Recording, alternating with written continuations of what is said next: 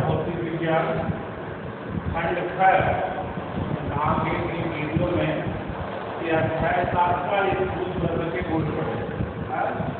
अब इसमें जैसे भूत वर्ग के गुण में जो है आपको पढ़ना है प्रत्याख्या है, तरलों के आंशिक गुण है, तरलों के आंशिक गुण 2 है, सरल दृष्टि है और पृष्ठनाव है। इस तरह जो है कई बातों को मिला करके भूत वर्ग के गुण में पढ़ना है। तो सबसे पहली बात जो है प्रत्याख्या स्थिति है, जैसा कि ब्लैक बोर्ड पर लिखा हुआ।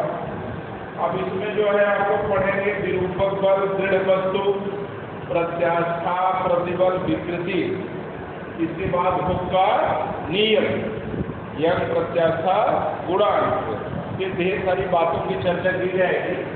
तो सबसे पहले तो ये चर्चा कर ली जाए कि क्या दृढ़ वस्तु इस संपूर्ण संसार में है?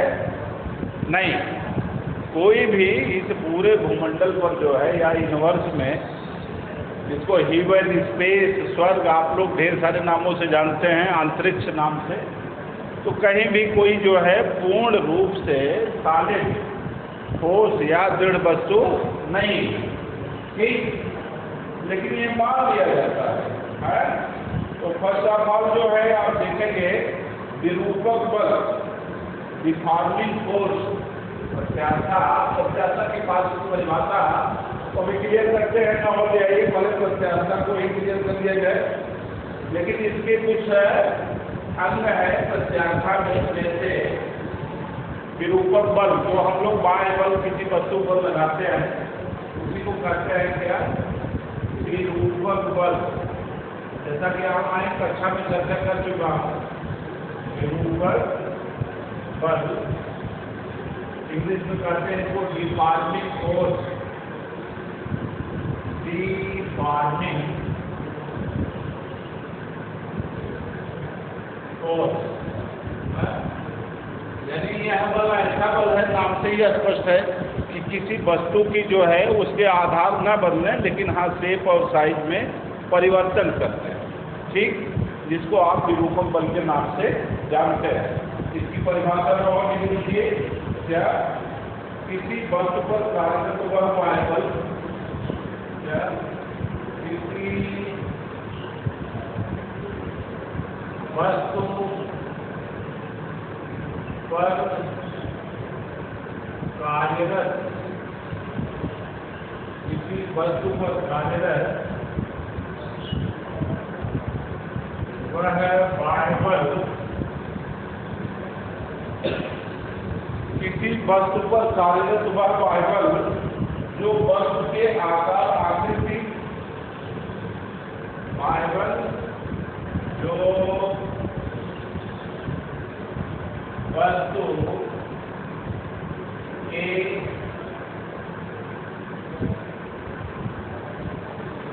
आकार अथवा आकृति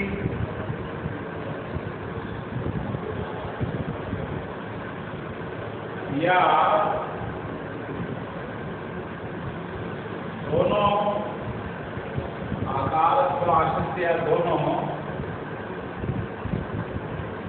तो बदलते, क्या किसी वस्तु पर कार्यरत हुआ बाह्य बल जो वस्तु के आकार और आकृति या दोनों को क्या करे? बदल दे या बदलने का प्रयास करे, बदल दे या बदलने का प्रयास करे, या बदलने का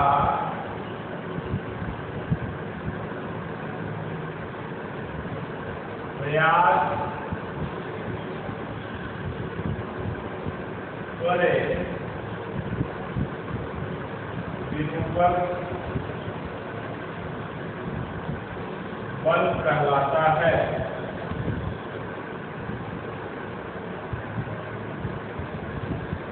क्लियर?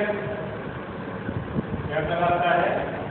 विरूपक विरूपक बल कहलाता है। अब आइए इसी पर है दृढ़ बल, क्योंकि वस्तु के ही आकार को बदलना है, रिजिड बॉडी। दृढ़ बल क्या है? दृढ़ है बल, रिजिड बॉडी। दृढ़ वस्तु देखो ऐसे है नहीं, लेकिन मान लिया जाता है कंपेरिजन तुलना में जो है, ठीक। जैसे किसी वस्तु पर विरूपक बल लगाया जाए, उसके आकार अथवा आकृति या दोनों में कणों के सापेक्ष जो है स्थितियां अपरिवर्तित रहे। क्या लिखिए? लिखिए, किसी वस्तु पर विरूपक बल लगाने पर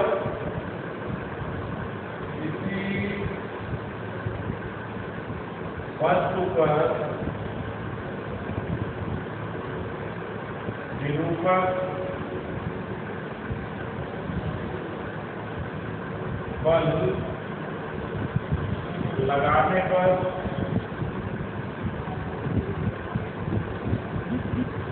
किसी वस्तु पर विरूपक बल लगाने पर वस्तु के आकार या आकृति, वस्तु का आकार या आकृति न बदले। वस्तु का आकार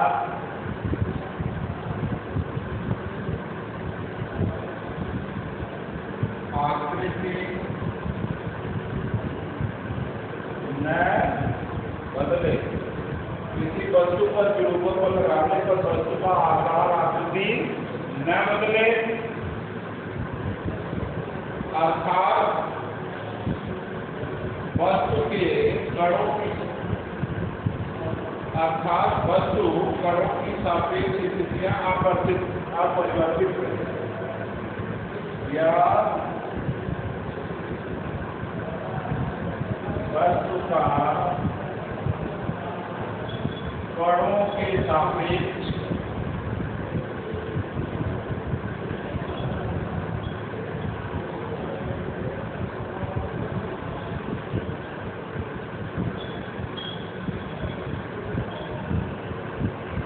स्थिति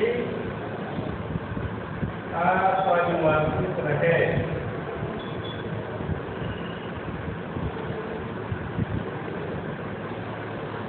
तो वस्तु अपरिवर्तित रहे तो वस्तु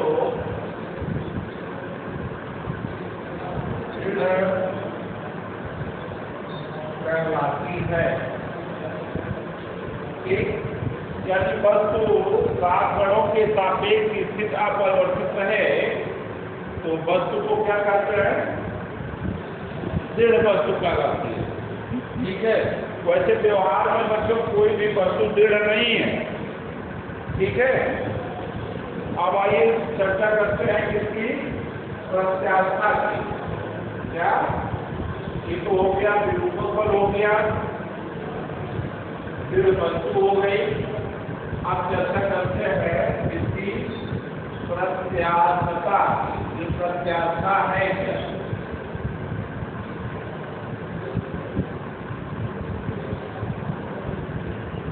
प्रत्यास्था जो है यह किसी ठोस पदार्थ का ये जो है गुण है।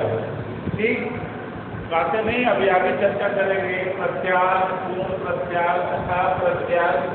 स्वाभाविक है बच्चों, किसी वस्तु पर बल लगाओ, वस्तु अपने स्थान से क्या हो, इधर उधर हो, लेकिन बल जैसे ही आप हटाए वस्तु पुनः अपनी पूर्वावस्था में आ जाए, इसको कहते हैं वस्तु प्रत्यास्थ है। और अगर ना आए तो तब क्या करते हैं? वस्तु अप्रत्यास्थ है। तो परिभाषा स्वरूप आप लिखिए, प्रत्यास्था की परिभाषा क्या लिखेंगे? लिखिए, प्रत्यास्था पदार्थ का वह गुण है जिसके कारण प्रत्यास्थता पदार्थ का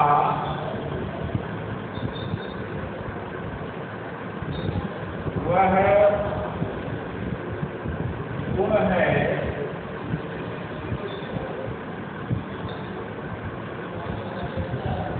जिसके ऐसा पदार्थ का वह गुण है जिसके कारण कोई वस्तु विरूपक बल के द्वारा, जिसके कारण कोई वस्तु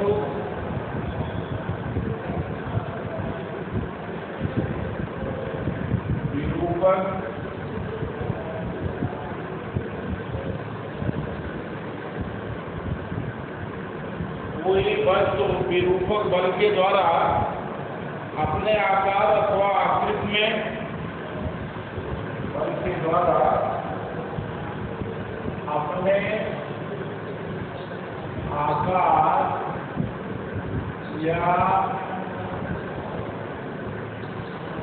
आकृति में होने वाले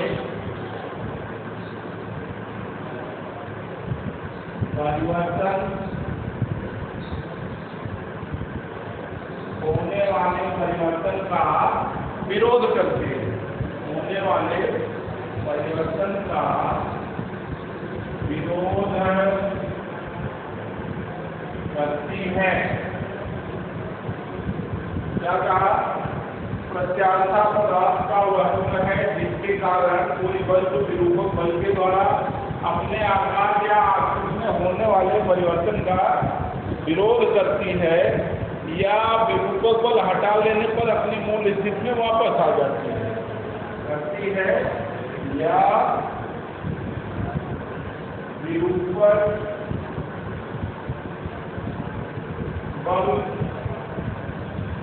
स्थिति में वापस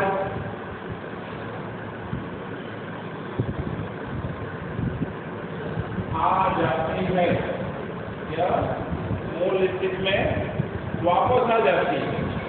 ठीक। और इसी के साथ साथ एक तो प्रत्याशा हो गया। प्रत्याशा एवं प्लास्टिक ये सुघट्ट वस्तुएं होती है। जैसे विरूपक बल हटाए जाने पर यदि प्रारंभिक अवस्था में वस्तु आ जाती है तो पूर्ण प्रत्याश, और नहीं आती है तो पूर्ण अप्रत्याश या पूर्ण सुघट्ट या पूर्ण प्लास्टिक कहते हैं। क्लियर? अब बात आती है प्रत्याशा की सीमा, लिमिट ऑफ इलास्टिसिटी। इसी समय ओपन नोट कर लीजिए, क्या?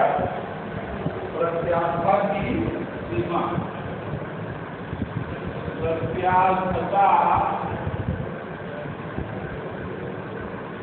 की सीमा, लिमिट ऑफ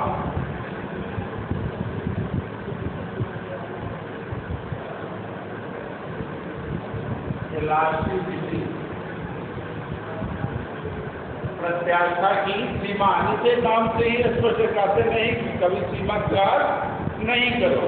तो प्रत्याशा की सीमा बच्चों साफ साफ है। जैसे जो विरूपक बल है वह अधिकतम मान, या विरूपक बल का वह अधिकतम मान जिसके अंदर वस्तु में प्रत्याशा का गुण विद्यमान रहता है, वस्तु की प्रत्याशा की सीमा कहलाती है। देखना चाहेंगे विरूपक बल का वह, विरूपक बल का वह अधिकतम मान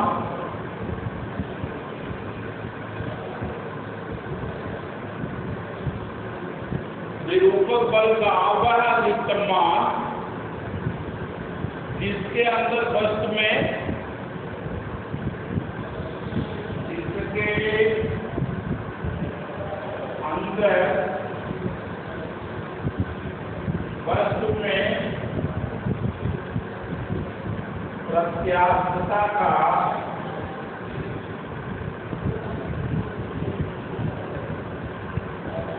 गुण विद्यमान विद्यमान रहता है, विद्यमान रहता है। क्या है? विरूपक बल का वह अधिकतम मान जिसके अंदर वस्तु में प्रत्याशा का गुण विद्यमान रहता है, वस्तु की प्रत्याशा की सीमा कहलाती है। क्या? वस्तु की प्रत्याशा की सीमा कहलाती है।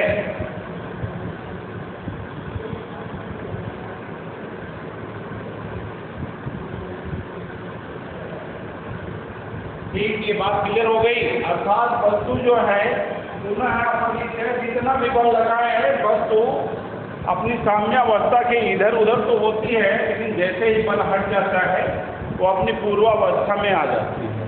ठीक, ये देखिए एक प्रत्याशा स्रोत द्रव्य के गुण में प्रत्याशा में आपने डिफॉर्मिंग फोर्स विरूपक बल को पढ़ा कि किसी वस्तु पर कार्यबल जो वस्तु के आकार आकृति या दोनों को क्या करे? बदल दे, दोनों को बदल दे या बदलने का प्रयास करे तो विरूपक बल कहलाता है।